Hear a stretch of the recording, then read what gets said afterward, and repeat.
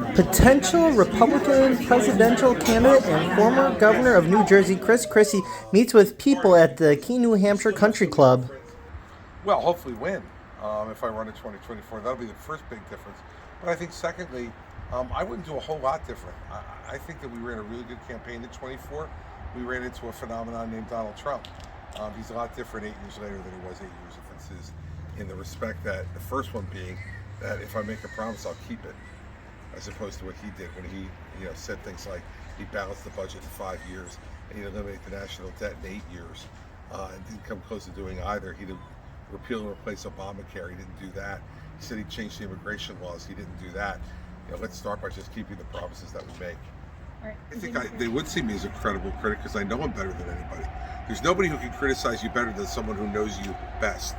And there's no one in this field, if I got into it, that would know Donald Trump better than me. So I think those people would find me to be the most credible critic of anybody else. And secondly, how do I make up the gap?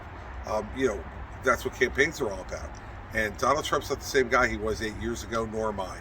And I think both those things will lead to both of us doing differently, me better and him more.